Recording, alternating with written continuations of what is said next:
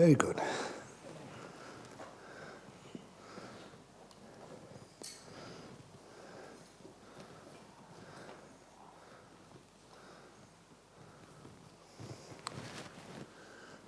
Excellent. Okay, so this is, Della, is this going to be the final Sutta class? Yes. Okay. For information. Okay. I'm not sure about if you want to do on Saturday. Okay. We'll wait until Saturday. So let's start with the Namo Tassa. Namo Tassa Bhagavato Arahato Samma Sambuddhassa. Namo Tassa Bhagavato Arahato Samma Sambuddhassa. Namo Tassa Bhagavato Arahato Samma Sambuddhassa.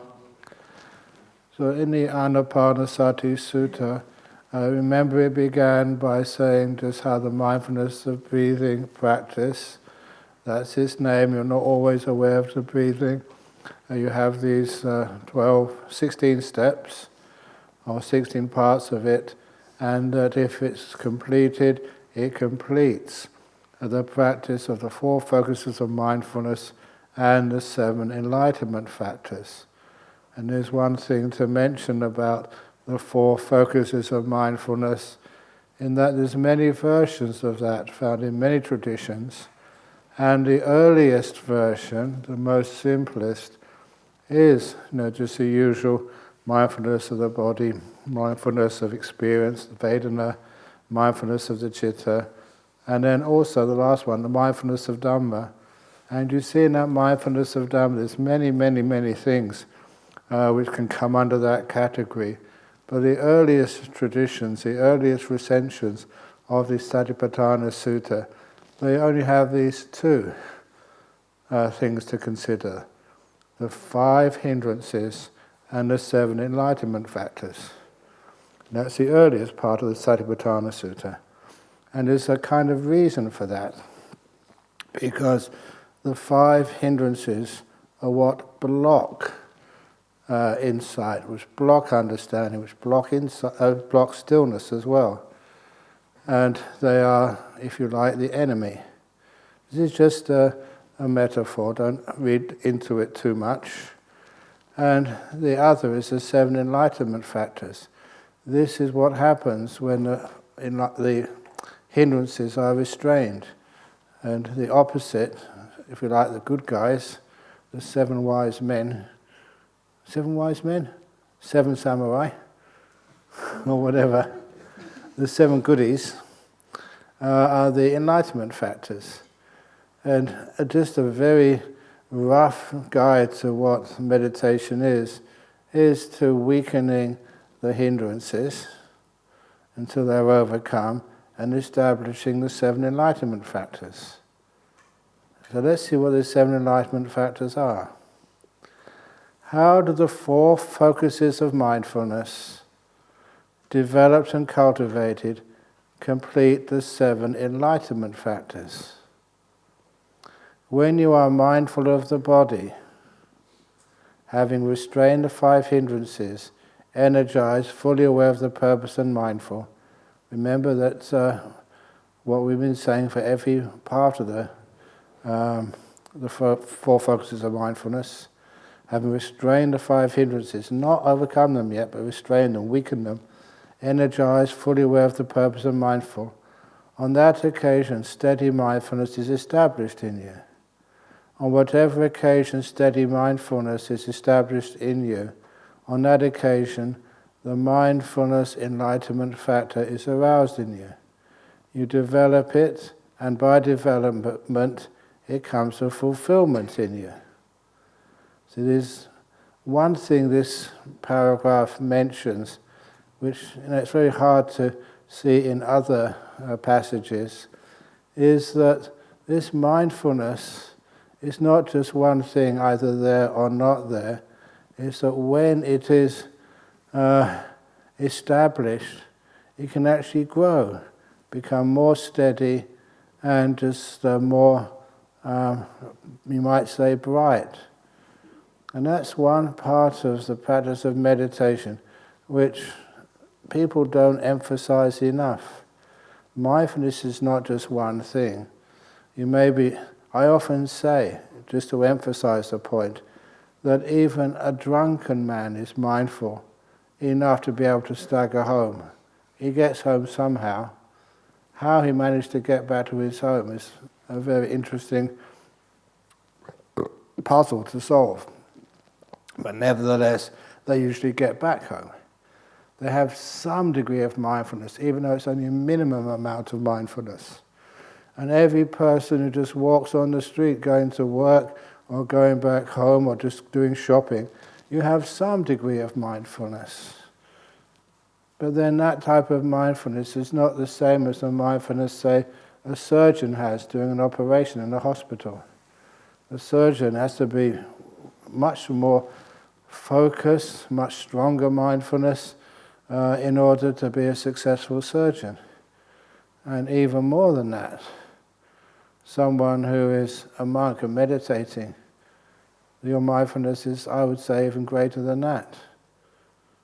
To be really right here in this moment, settled in this moment, and not wandering off anywhere. I'm kind of interested in all the different explanations or definitions of mindfulness, especially now used in psychology.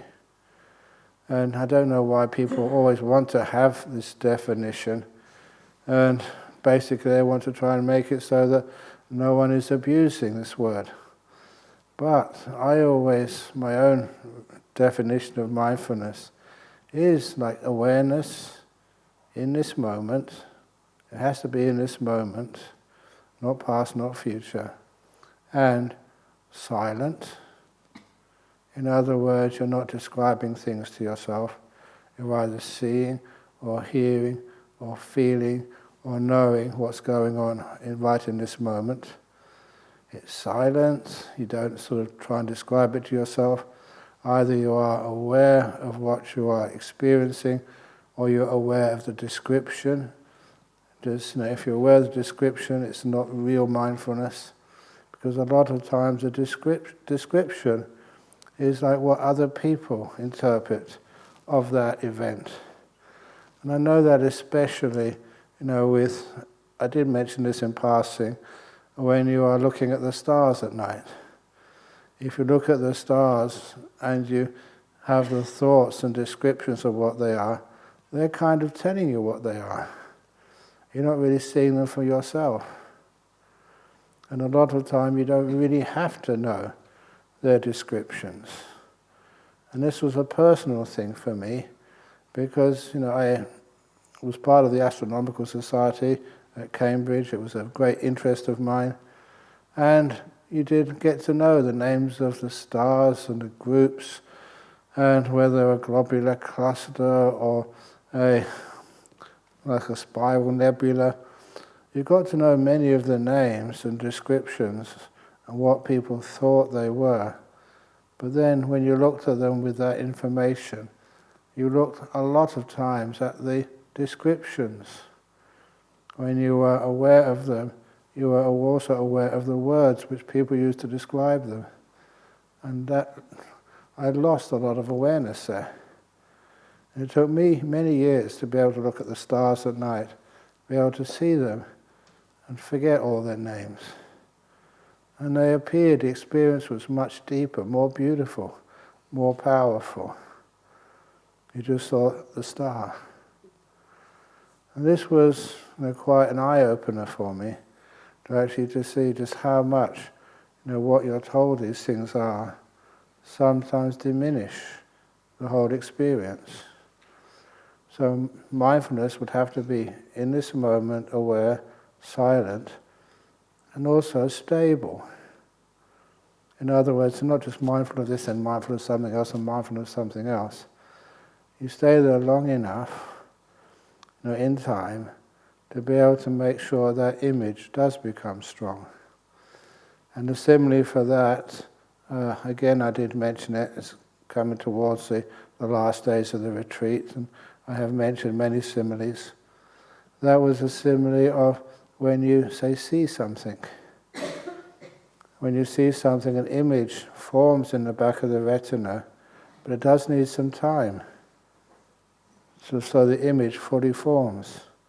It's a chemical reaction on the back of the retina, and that needs time. Otherwise, the image is not fully formed. And I remember the times, in at schools, in the labs, when we were developing our own photographs. And not like the instant photographs on the cameras these days. This was where you had to soak the photographic plate, or whatever it was, in a chemical. And then as it was soaking, you could actually see the reaction happening. And from this piece of card or piece of paper, you could see the image rise out of it, form. And if you took the photographic paper out of the chemical liquid too soon, then you wouldn't have a fully formed image. You had to leave it in there for long enough for the reactions to complete, so you had a fully formed, accurate photograph. And that's kind of similar to how your back of your eyeball works, and that's why it needs time to see something. If you look at it too quickly, the image doesn't form. But not just the image, to be able to perceive it and make sense of it, to understand what it actually is. Sometimes you do need that time for the mind to explore it, to find what it means. And I say that because I remember an experiment which was done in Harvard many years ago, just when they got the psychology students to sit in a dark theatre, like a cinema, and they flashed these images up on the screen. And as they flashed these images up on the screen, very, very short exposure, they asked the students what was actually on that screen. And sometimes the image was flashed so fast that hardly any of the students could recognize it, even though it was a very well-known feature of Harvard University. And I remember one thing which they were flashing up was just the stairway up to the external stairway up to the Senate room, which every student would know. And it was done so fast that somebody got the idea this was a ship. And they wrote that down, and it was the next time a little bit longer, a ship. It took a while before they could actually see what it really was. They were fully aware, so they thought, but they had not enough information to make an accurate assessment of what was actually there. It wasn't it was a little bit that they didn't have enough time, exposure, to form a full image on the back of the retina, but they also never had enough time to interpret it in their brain. So really full mindfulness, you do need to have the stillness, the silence, the time to be able to see what is really happening there. Sometimes when things go so fast, it's like looking through the window of an aircraft. You think, we are actually seeing that image, but it's moving too fast for you to really know it. That was, of course, how the movies used to work in old days. The still photos moving so quickly, they assumed it was a motion. So real mindfulness is when you are awake, focused, and becoming still, and having no commentary. And every time that I've experienced those still mindfulness moments or times, they've always been associated with joy and happiness. They're pleasant states. It's almost as if that pleasure of mindfulness is kind of like a byproduct. And I always think, my theory of this, from kind of exploring it for so many decades, is that your energy is usually so wasted. Thinking, trying to work things out, trying to look at it this way, that way, not giving your mind enough stillness, slowness to be able to see things properly, that you're wasting a lot of mental energy. And that when you are still, just allow these images in your brain or mind or whatever to properly develop. The colors are richer, the sounds are sweeter, even the feelings are just more alive. And it has this tendency to feel kind of delightful. Even just doing the walking meditation, just when you're focusing on the muscles in your legs or in your feet, which are the important part of the walking. Sometimes those feel, again, delightful. It's one of the reasons why you're not like me. I was born in London, and I can tolerate cold very easily, but it's not just because of tolerating cold.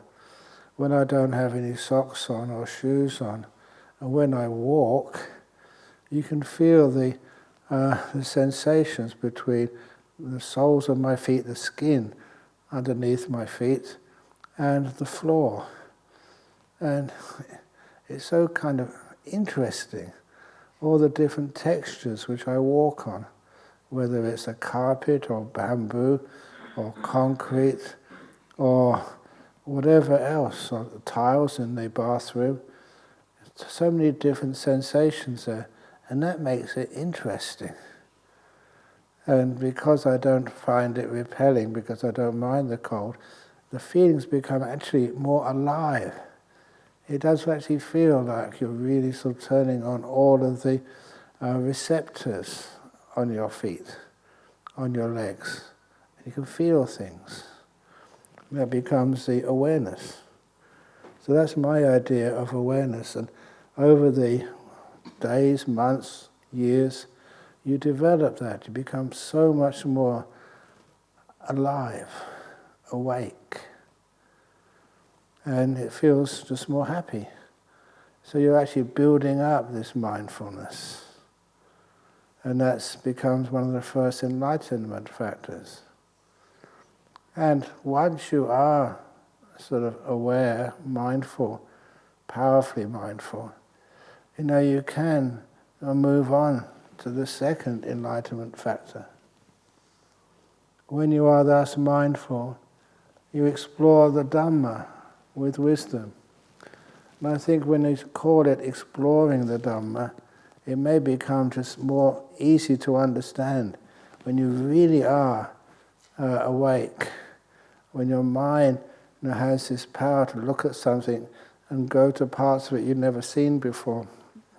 It means, you have the power to explore Dhamma you've never seen before. Or even stuff you have seen, but you see it so much more deeper.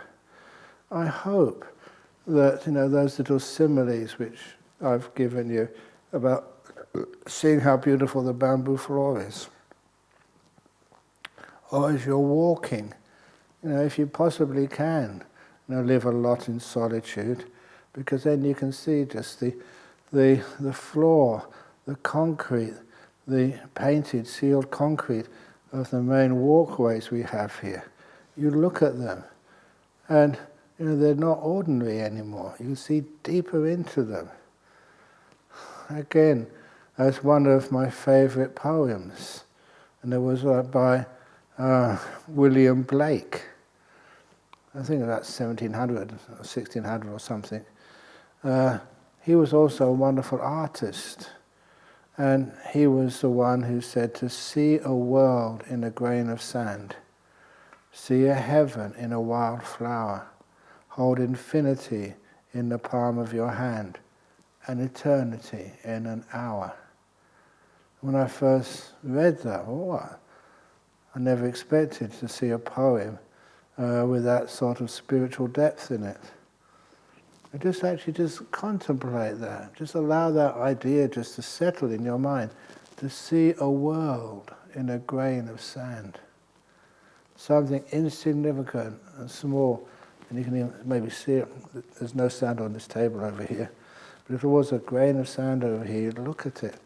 And look at its texture and shape. And all the different parts of it. And even the colours. It's not just a single colour. It's a whole spread of colours. And that's just in a tiny, what most people would say, insignificant grain of sand.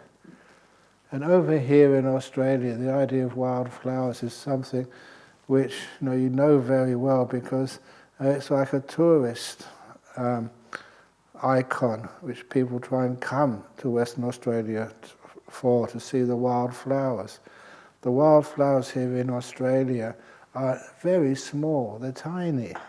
They're not as gross and out there like a rose or a daffodil or something. These are tiny little things. And sometimes you can stop by the side of the road and see this gorgeous, deep-coloured little flowers. And sometimes when you can see it properly, you can see like the whole heaven in a little wild flower. And they're absolutely gorgeous. And then that's just with the sense of sight. And then you have hold infinity in the palm of your hand. And that's kind of really cute. The infinite, not bound. That's like a mindfulness state. You don't have to go and search for it, or read it in books, or even see it, in some distant lecture by some great philosopher. You hold it in the palm of your own hand. Infinity, unbounded, no barriers. And I think, actually I did tell this in I think last Friday night's talk at Nolamara, when I said about that time when I was 17 years of, I was just turned 18, and I spent my post-18th month, it was actually the gap year between leaving school and starting university, because I got my scholarship early, but there's no way anyone can go to Cambridge in those days if you're under 18. And so I went over to the United States. I got a bit bored in the United States. It was just so similar to Europe. So I went down into the Central America, into Guatemala, because I always wanted to see these great pyramids in the middle of the jungle. And I was in the Yucatan Peninsula, into the ancient site of Tikal. And these big pyramids in the middle of the jungle, very different to the pyramids which I'd seen already in Egypt. These were different, but these were in Egypt, of course, in the deserts. These were in the jungle. And I've always had a fortunate life, or I've looked at life and made it fortunate, which I think is more accurate to the truth. Because when I went to these places, no one was there. I think there was, from the nearest town, Flores, that I got a little, not really a taxi, it was just almost like one of those tuk-tuks they have in Asia. This was in 1969. And then when I got to the center of this old complex, the driver said, I'll pick you up in the afternoon or evening. He left me there. And I think the only other person I saw was like another, obviously an archaeologist or something, just fossicking around. And it was empty. So I had all these great monuments to myself. I mean, that was so cool. You weren't rushed, you weren't forced, you had no rules. You could see just how people who were not virtuous would actually steal things. But I didn't want to steal anything. I just wanted to explore and feel, what the meaning of those great pyramids were. And so I walked up one of them. It's a long way up. And so when I got to the top, I kind of but kind of realized what I, imagined the meaning of those great pyramids. And when you got to the top, you had just got above the tree line. So for the first time in about a week, because I've been traveling through the jungle, you could actually see far distances. You were up there and you looked in the distance and you could see forever. It's like it was infinity in all directions and nothing between you and infinity. You weren't told what to believe. There was no shaman or priest telling you what to believe or how to interpret it. You just feel it and see it just with your own eyes and feel the freshness. There was a wind blowing over the top of the jungle. And down at the bottom it was so close and kind of stuffy. Up there you felt free and just cool, and you can see forever. And the metaphor was just so strong for me that you kind of realize what it would have been like to be like a young man or young woman taking up the top of that pyramid for the first time. You'd been born and lived and grew up in those jungles. And then for the first time, some priest or someone just took you up, what it's like above the jungle, out of the jungle. And you could look down the inside, you could see where all the villages were, where all the hills. It was like the old Google Maps simile. And more than that, you can see that above the place where you lived, we use that simile of like life being like a jungle. In Jakarta or in Hong Kong, there's so many people going so many places. It is like all the animals and all the creepers and all the trees and all the bushes you can't see very far, and you're all rushing this way and that way. It's so closed up in the jungle, like in the cities where you work. But then you go, instead of going that way or this way, you go upwards, a different direction, until you're above the jungle. And when you're above the jungle, it's cool, it's fresh, and you can see almost forever, infinity in the palm of your hand.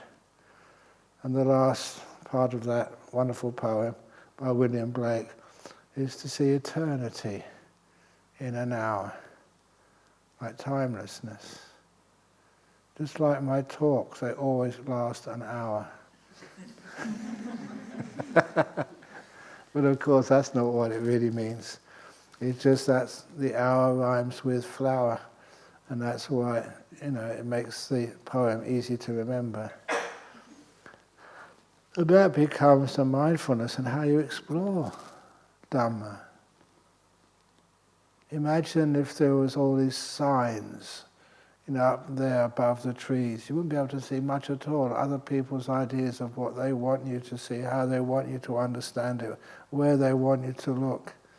But the infinite, no closure, no barriers, no signs to tell you how to interpret things. It's actually free, infinite in all directions. And that's actually what the exploration of the Dhamma with wisdom is like.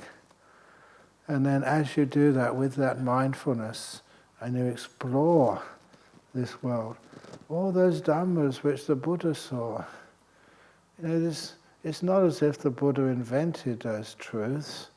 They're always there, always will be there. It's just a lot of times people don't want to see them. Even actually talking about it like the Four Noble Truths. Okay, that's nice, noble truths, interesting. And what are those Four Noble Truths? Suffering. Okay, enough. I remember some people saying that when I first came to Perth and started teaching. Buddhism is a Four Noble Truths, suffering. And as soon as you said suffering, first of all, many people left. They turned off. They said, look, we have enough suffering in our lives. We want to be uplifted. A lot of times they wanted to learn the truth, get insight, not just for the sake of truth, but for the sake of being free of problems. Actually, understanding, knowledge, wisdom wasn't their real goal. They just want to have an easier life, to get by without having so many worries and suffering. So it took a lot what I did first of all, as many of you know, was I just changed the order of the Four Noble Truths around.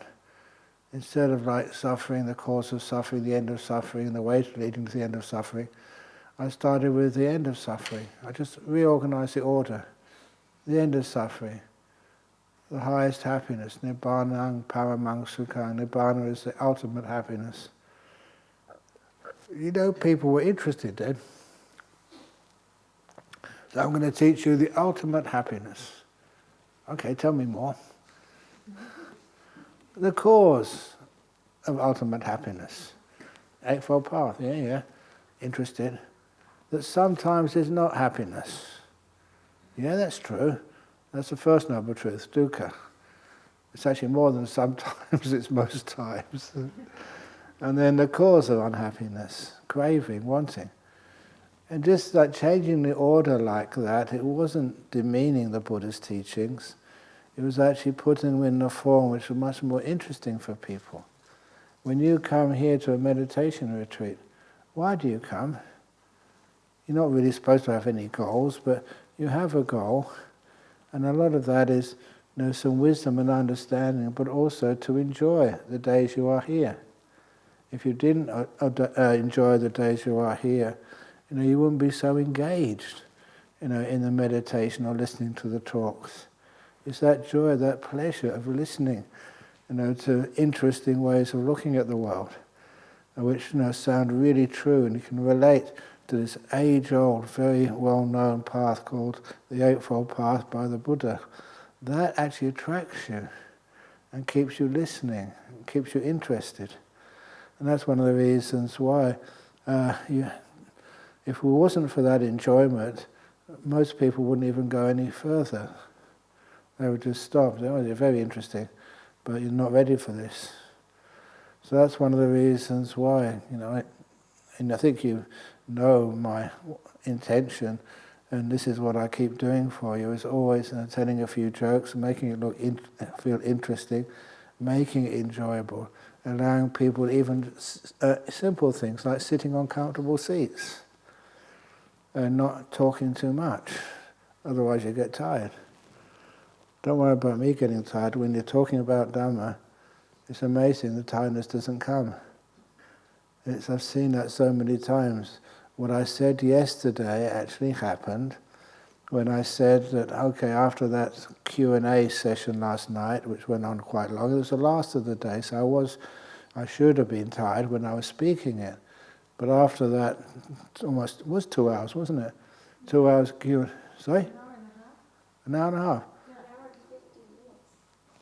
Okay, whatever it was long. It was the end of the day. But it's not 2 hours. Yeah, whatever it was, the end of the day, I should have been really tired and exhausted.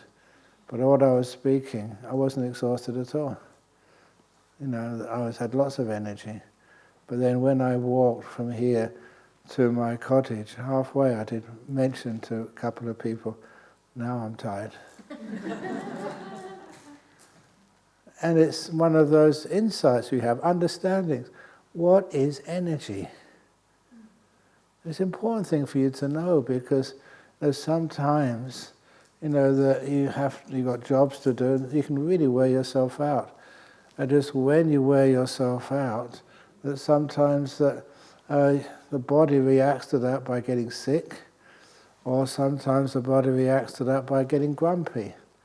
I know many people at home, at your home, they work too hard, and when they get home, they get grumpy. It's not getting grumpy at you, it's just the tiredness. It takes away your energy. You haven't got that, I said this morning, joie de vivre, that energy of life. You're engaged, you're having a good time, you're energized. And sometimes some of that is some of the best energy. You're understanding the Dhamma, the truth, how you work, how your body works. And one of the times, this is an example of this, one of the times which kind of shocked me, I heard it said by the Buddha, but he never actually felt it before. And that was the time when, in our tradition, in those days we'd have to make our own set of 3 robes. from white cloth, to measure it, to cut it up, to sew it up. Every monk had to learn how to be an expert on the Singer sewing machine. It was only the treadle, we didn't have any electricity then. And then after having sewn your robe, and it's a very complicated pattern, it's supposed to be all cut up into sections so that if anybody wanted to steal it, it wouldn't be like a flat cloth or even cloth, it would be all the cuts and the sews, so that it was supposed to be done in the pattern of a paddy field, with the dikes and the place where the rice was actually sown. So it was never supposed to be just one even piece of cloth, but just cut up and then sewn, and that was hard work. And after it was sewn, then you'd have to wash it to get all the grease and oil off. We usually did that just in detergent, that was very helpful. But then we had to dye it. And this particular colour was the dye which we got from the jackfruit wood. The jackfruit was very common in that part of Thailand. And then if any tree fell over, we'd ask for the wood. And then we'd have to chop it up into little chips and then boil it. But even the water we had to get from the well with, I don't know if you've ever seen, in old parts of Indonesia or even China, to get the water from the well, you just have a bucket and a piece of bamboo with a hook on the end. And you'd lower it down, and then you'd hook the bucket and pull the water up. It took many times of losing buckets and before you got the hang of that, how to do it. And if we lost a bucket, we'd have a rope there, and we'd have to go down into the well to retrieve the bucket. Many times, I went into that well. I didn't mind so much because it was cool down there. You know how much I like the cold. But it's very dark, and you had to really trust your partner. They didn't walk away, otherwise you'd be stuck down that well and drown. So anyway, it was hard work. I mean, it really was hard work. And then once you drew the water up, you had to make the fire, just from wood in the forest, and boil some water, lots of water. And once you had the water boiling, you put in these chips of jackfruit to get the dye out of the jackfruit. And once you had enough dye, then you had to concentrate the dye. It was days of work. And once you had enough dye, then we made these little wooden troughs, for all the monks. We kept recycling these and used them for so many years. You put your white piece of cloth in that trough, and you pour this boiling hot water dye onto the robe, and then you bash it with your hands and just squash it. And again, it was very tiresome. And then once you'd actually got the first bit of dye to get into the material, then you'd have to put it on the line. You always have to be moving it. You can't just leave it to dry, otherwise it would all streak. So you just put it up there a couple of minutes, get some breath, and then move it again, and then move it again. And so to make a set of 3 robes, it was about 3 days, continual, no rest. And that was, in Wat Pah Pong in those days, that was kind of the entry requirement. You'd have to do that. And if, once you finished, then you had your own robes, you made yourself, then you could ordain. So there was these 3 monks were doing this. I had to do this. And then these 3 monks were doing it. I knew how tiring it was. And they'd been up for 2 nights already, hadn't slept. And I also noticed what it feels like to go without sleep. 1 night is not a problem, but if you go to sleep for like 2 nights, you haven't slept at all. And then sometimes your brain goes a bit strange. It's like you're drunk. And sometimes I saw these three monks, and they were really struggling. And so that was when I decided to break a rule. And I said, look, it's after the evening meeting. I said, you go and take a rest. I will look after the dye pot overnight. I know what I'm doing. I've done it many times. And the strange thing, one thing I remember, was they never argued. They never said, no, we can do it. Or, no, that's against the rules. As soon as I made that suggestion, they were off. That's how tired they were. And once, when they went off to bed, and I just carried on the diaper, I was really happy. And the time went very quickly, and then the morning bell went at 3 a.m. That's when we had to get up in those days in the northeast Thailand. And so, I heard the bell go, and then the monks came. They said, okay, thank you so much, we had a good rest, we can carry on from here. And they did. And for me, again, that was one of the first times I was really surprised I was not tired. The bell had gone, I just went straight to the hall to start the meditation. And I sat without any sloth and torpor. And also in the morning when you did the chanting, it happened to be a couple of times, in my monastic life. A lot of times in the morning, remember this is not Australia, this was Thailand, it was muggy, very hot, very humid. And so a lot of times myself and other monks would get really sleepy in the morning, even though we had already woken up and were sitting or chanting.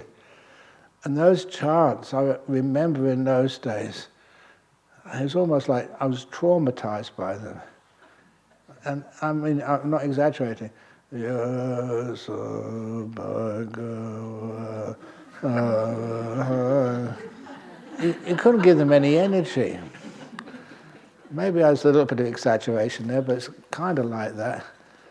That morning, Yasa Bhagava. I had this full energy, more energy than usual. And some of the other monks looked at me. I remember once when the monk said, look, chant a bit softer, Ajahn Brahm. I couldn't help it, I was just really... And that was after staying up all night. And when you went on arms round, that's when, this is crazy. I should be really falling down, exhausted, but I have immense energy. What is going on? And that's when I asked one of the other monks. I said, look, I confess, last night I went to help those 3 monks, gave them a break. They'd been up for 2 nights already. I didn't want them to endure a 3rd night, but I was up all night. And I got such incredible energy, it just doesn't go away. What's happening? And I remember that's when the monk replied, that's because you were doing something selfless. You were helping others. You got nothing out of it yourself, except maybe trouble. You broke a rule, but it doesn't matter, I'm not going to tell anybody, said the monk. It's a wonderful experience. Just where energy comes from.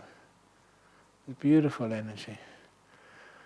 And it's the inspiration of the Dhamma. And okay. Oh my goodness, 3:45 already. Okay, I'm going to restrain myself.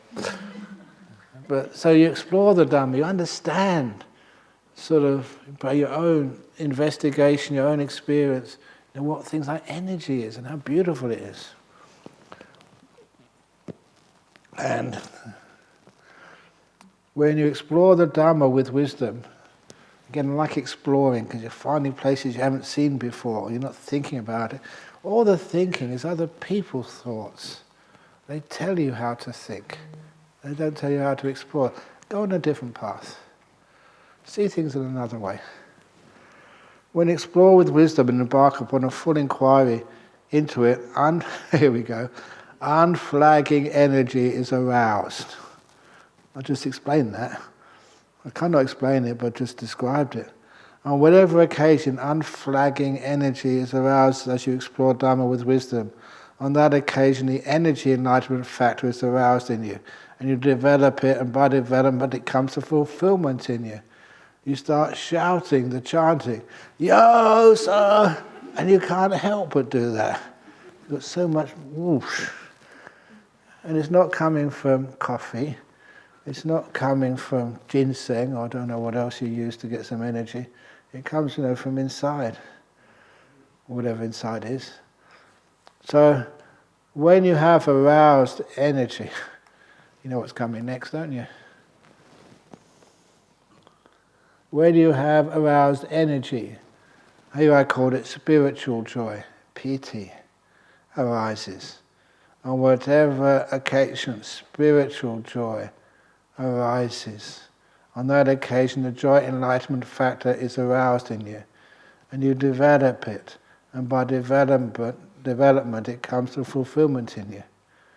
Just another joy. And these things which you experience, they're just so sweet, so succulent, so gorgeous, that sometimes it is a struggle to find adequate explanations of them. And I think, hopefully, you understand that if monks or nuns, as they start practicing really well, this is what comes. They've just got this amazing joy and happiness. And again, this is in the Dhammacettiya Sutta. This was when King Pasenadi, one of the great supporters of the Buddha, would always go to see the Buddha whenever the Buddha was in Savatthi, in the Jeta Grove. It was within walking distance of the city of Savatthi.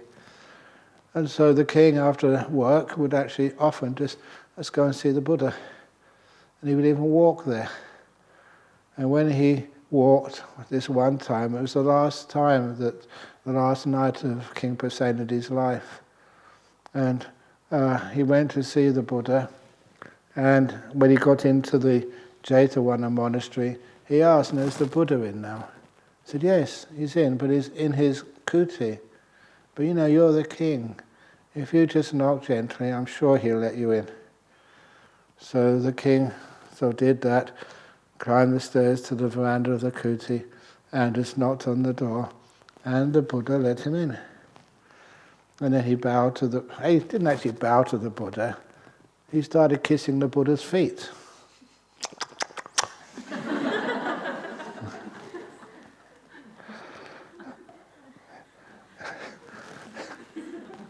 And that was one of those things which was kind of surprising.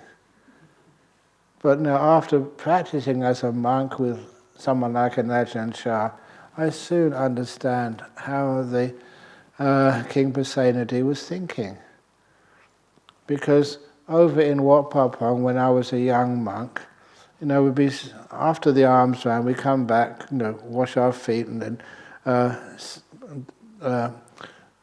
put our place in order in the dining hall, and then we would sit down and wait. Ajahn Chah always came back last, and that as soon as he came into the hall, all these monks would rush up, they'd jump up to wash his feet. I was a Westerner. When I saw that, I said, that's ridiculous. This was my thoughts, and I apologized later. I said, Ajahn Chah, he's old enough to wash his own feet. That's what I thought. And it wasn't just one person went up to wash his feet. There was a dozen monks on either foot. Crazy. But then I still had that scientific attitude. What is this? What's going on?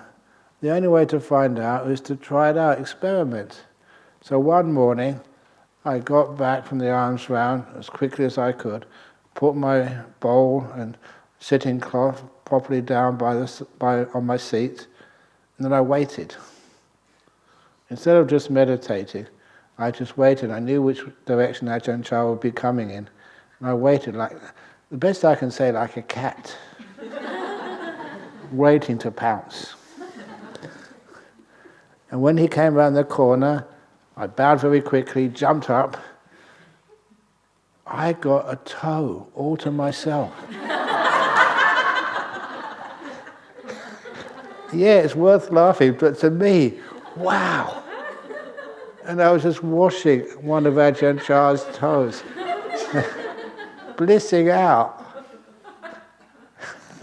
This is crazy. What are they feeding me in this monastery? But it was so joyful, doing that tiny act of service. And I realized what this was all about.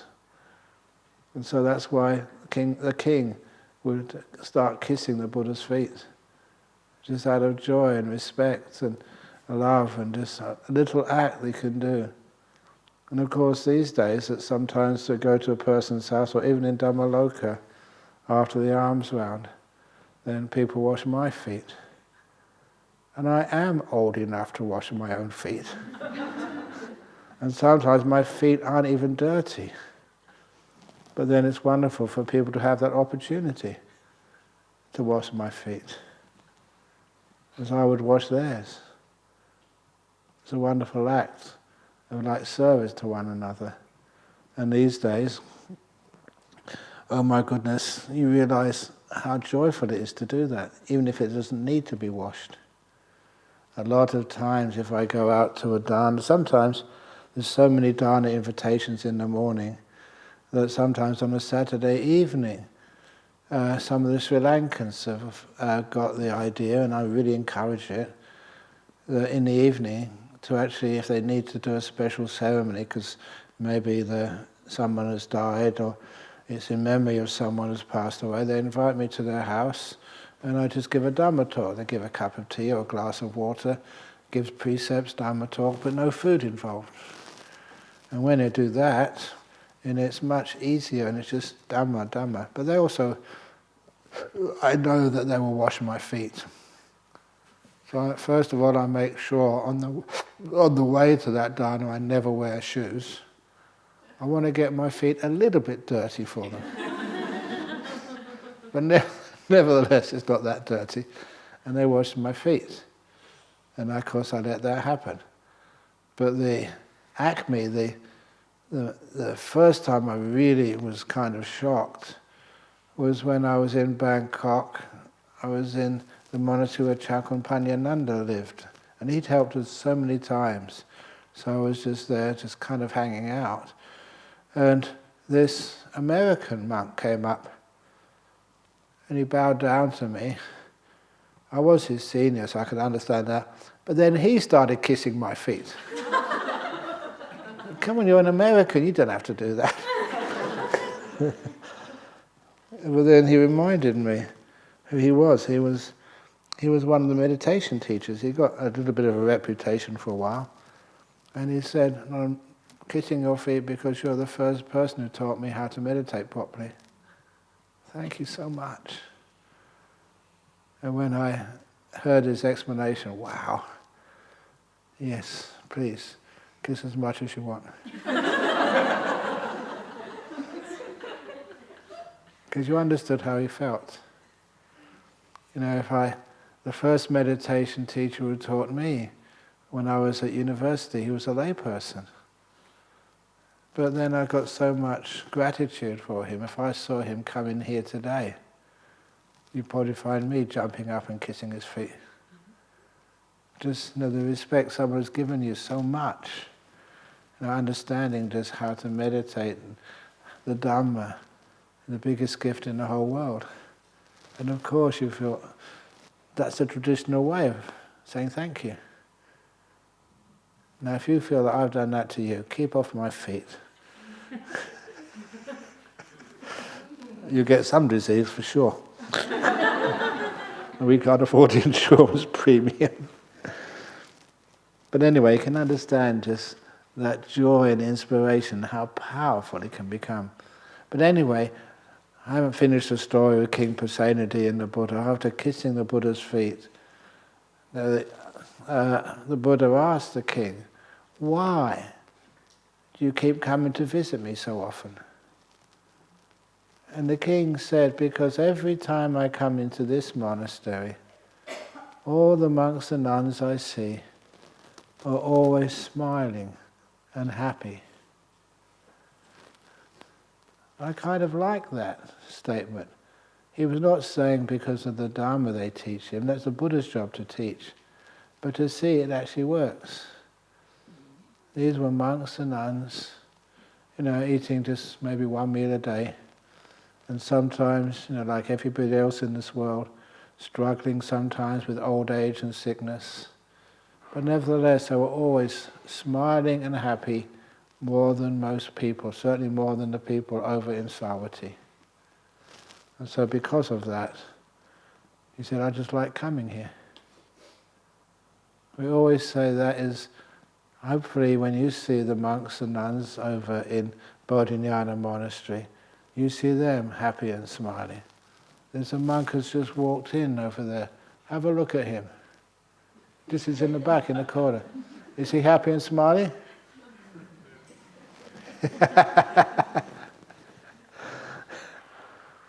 That is our marketing campaign.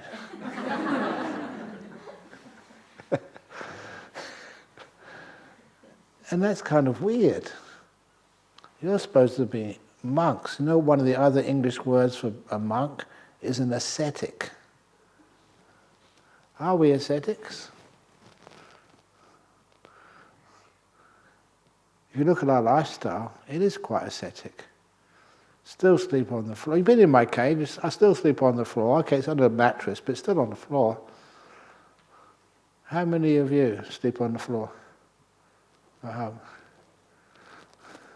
I much prefer the floor, because when you sleep on a bed, sometimes you go to Hong Kong, they put you in some hotel, and you sleep on the bed. I'm always afraid if I roll over, I'll fall off.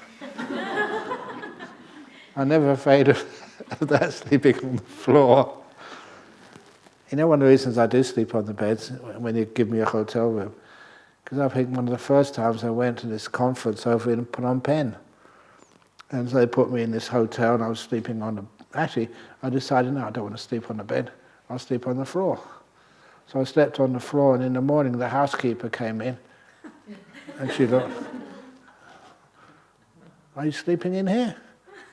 Yeah, but not on the bed. She couldn't understand it. So that was kind of funny, but I thought, well, that's really disturbing. So I think, no, I didn't. The next night I didn't sleep on the bed. In Dhammaloka, in Nollamara, where I sleep, there they have a little bed for me, and the reason I sleep on a bed there is because I would always ignore the bed and sleep on the floor in the first years at Dhammaloka, but then they decided it was a good idea to put some cleaner on the carpet. I think make sure any bugs in the carpet were killed.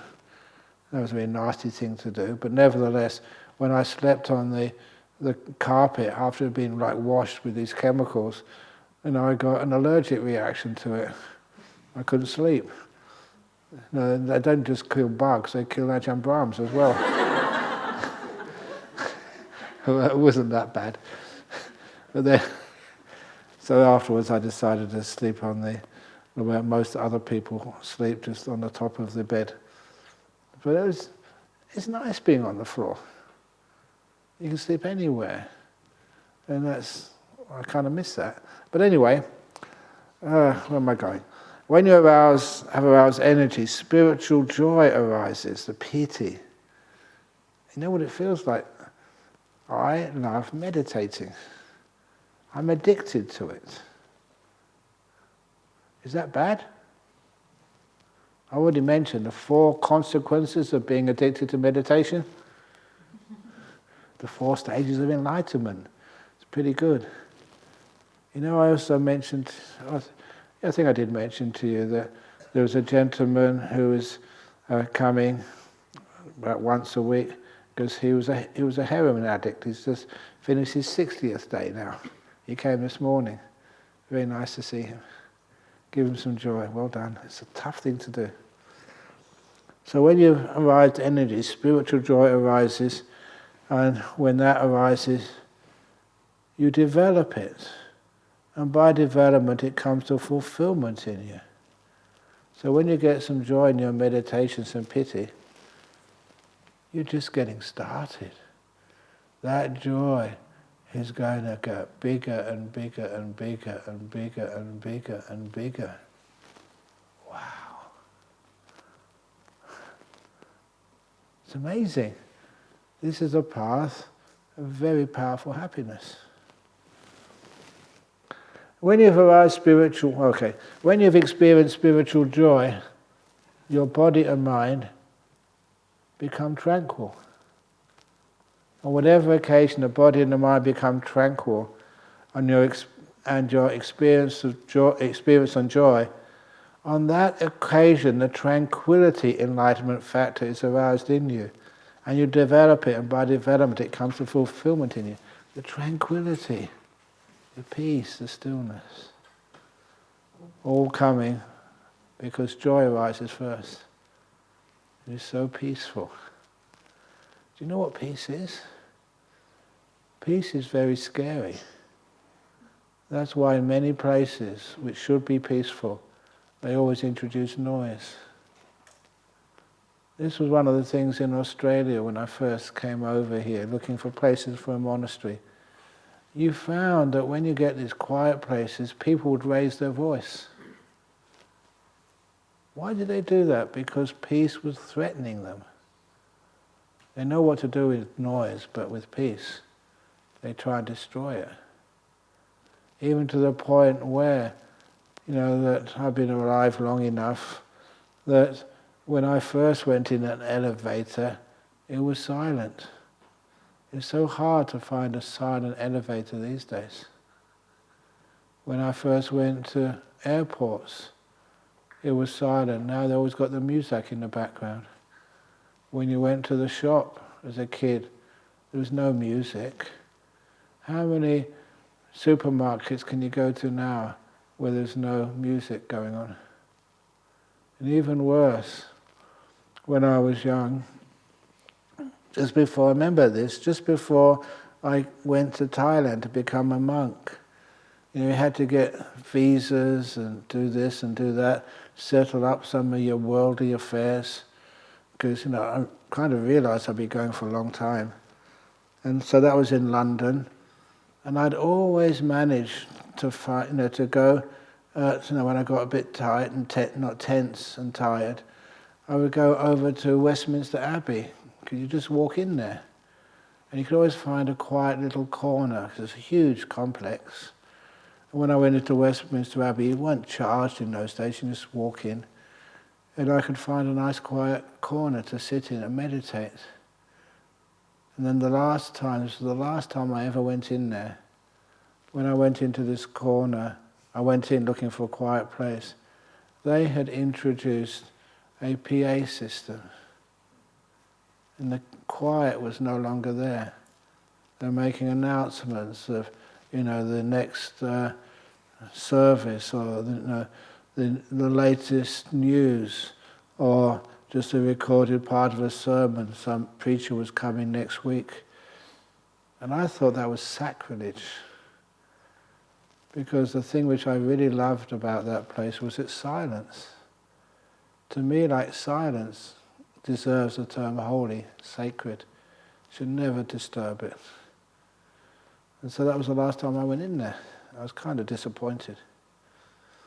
So you have the tranquility, not just bodily, not just external tranquility, but internally tranquil.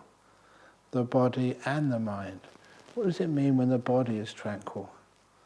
Another word for that is like very deep relaxation. The body is so at ease and loose and free. And the mind, you don't have many thoughts. Everything becomes still and quiet. When your body is tranquil, oops, where are we going? Where are we now? This is number 6. When your body is tranquil and you feel pleasure in the mind, this is the sukha. The tranquility is, what's the word for tranquility again?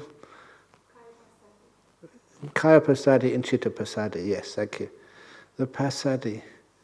Thank you very much. And when you feel that passaddhi, the tranquility, then of course the sukha comes as well, the joy. It's obviously from this and from what you've even heard before, sukha is far more refined than bliss or spiritual joy. But it's very hard to know the difference because usually when there's one, the other one is so close. When the body is tranquil, you feel pleasure in the mind, then the mind becomes still. Samadhi. That's what that word, to me, it's as obvious that's what that word means, stillness. It's a stillness which is like spiritual, holy, sacred or whatever. And it all comes from that happiness. And the peace inside the mind stops moving. It doesn't need anything, doesn't want anything. And it becomes still, samadhi. On whatever occasion the mind becomes still and joyful, on that occasion the stillness, enlightenment factor is aroused in you. And you develop it, and by development it comes to fulfillment in you. Oh, sorry. And you observe such a still mind. Here I use the word equanimity. And sometimes the word equanimity is just too bland. These are incredible states of mind. I prefer the word contentment, but even contentment, we use that for another quality. Basically, there is no word to describe just the bliss of equanimity. It's one of the highest pleasures. It's not boring at all, so really equanimity, as most people understand it, is not really sufficient. But that's because we have a lack of English words. On whatever occasion you observe with equanimity the still mind, on that occasion the equanimity, enlightenment factor is aroused in you. You develop it, and by development it comes to fulfillment in you. That is how the 4 focuses of mindfulness, developed and cultivated, complete the 7 enlightenment factors. Here you develop and set the mindfulness enlightenment factor, which is supported by seclusion, physical and mental. This is what they add in the summary at the end. That is how you 4 focus of mindfulness, developed and cultivated. Oh yeah, here you develop the mindfulness enlightenment factor, which is supported by seclusion, physical and mental. Not loneliness, not solitude, but seclusion. You pull yourself away from the world. Pull yourself away from all those other worldly things you have to do afterwards. Pull yourself away from your computer. You develop the exploration, develop mindfulness enlightenment factor, which is supported by seclusion, fading away and cessation, and ripens in relinquishment. You develop the exploration of Dhamma enlightenment factor, the energy enlightenment factor, the joy enlightenment factor, the tranquility enlightenment factor, the stillness enlightenment factor, the equanimity enlightenment factor, which is supported by seclusion, fading away in cessation, and ripens in relinquishment. That is how the 7 enlightenment factors developed and cultivated complete true knowledge and deliverance, full awakening. The end.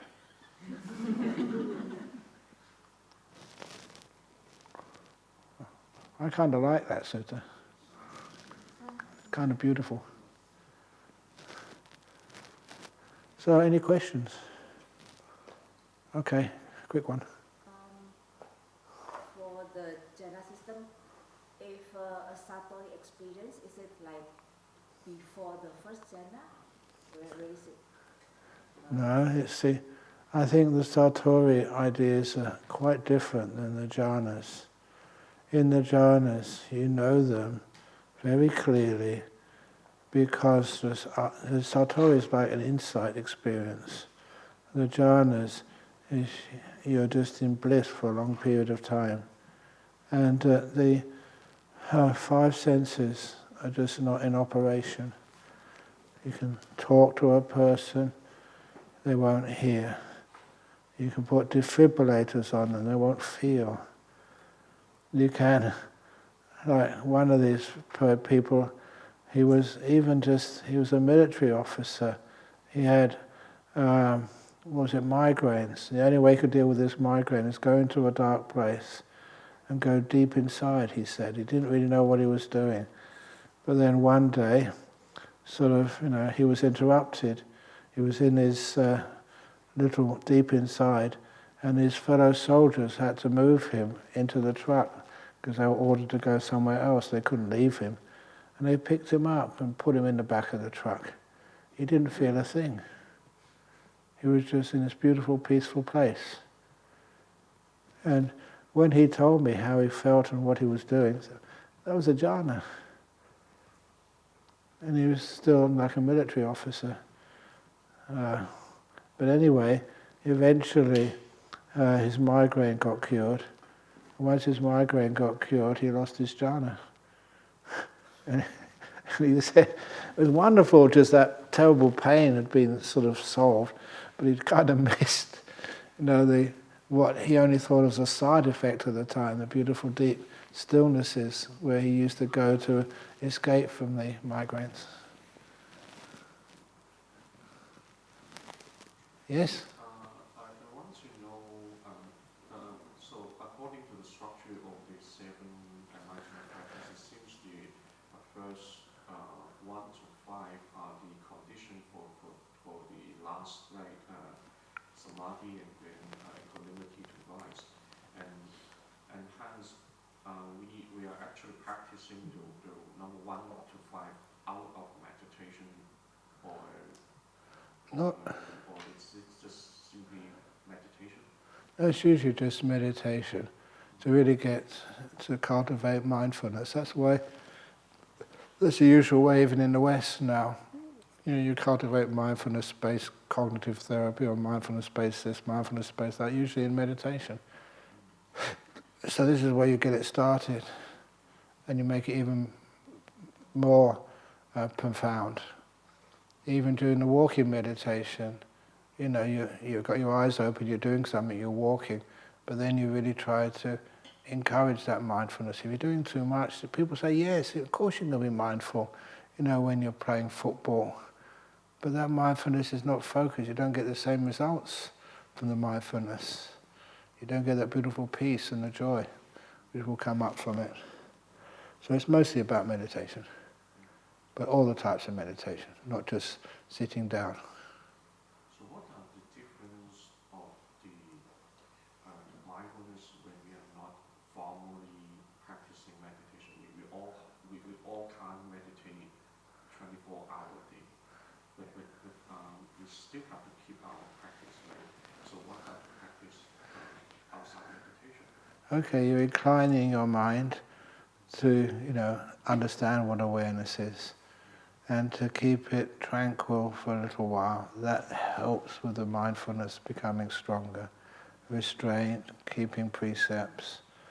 Those are the things which really develop the strength of the mindfulness. And that's what you really do when you go on something like a retreat. You have all these days, you can really get into it. And so because of that, your mindfulness gets stronger when you're here, deeper, more profound. Which means when you go away from here at the end of the retreat and go back home, you find your mindfulness is naturally stronger. You also find, to be honest, the strength of that mindfulness and that stillness, even the joy, will fade away when you go back home and go back to work and have to deal with checking in at the airport and carrying your bags and people asking you, sir, got a big smile on your face. What have you been eating? They've even done that to me. Sometimes when I came back from Sri Lanka once, I had a little dog which was trained to sniff drugs. And it was quite a few years ago. And so they took this dog up the line, the queue of people waiting to get their passport stamped. And then it stopped at me. It stopped and put its nose right in my robe, started wagging its tail. And I knew I was in trouble because the person standing in front of me moved a step further away. The one behind moved further back. We're not with this guy. And then they had to pull the dog away. And then, 2 minutes later, I still hadn't got to the front of the queue yet, the dog came a second time. Did the same, stopped at me, head in my robe, and just wagging its tail. And a lot of people are looking at me now. when I got to the checkpoint, the guy wasn't messing around. He said, "Where are the drugs?" And now I'm a monk and I'm confident. And I said, "I don't have any drugs." And he said, "Well, why was the dog putting its nose in your robe and wagging its tail so much?" And my character, I said, "Because of loving kindness." That wasn't what the customs officer wanted. So anyway, the way I wear my robe, it's very easy to open up. Have a look. They just saw my tummy. Nothing more. It says, "Okay, off you go." A lot of times like that, as long as you don't sort of make fun of the people, they're just doing their job, and you have confidence, they realise this is a drug trafficker. He's really smart, much smarter than us. But I don't have any fear. No drugs. So it's easy. Okay, can we finish off now? Because I'm supposed to do other interviews. And then we can see what we can do next. Thank you all for listening. Sadhu, sadhu, sadhu.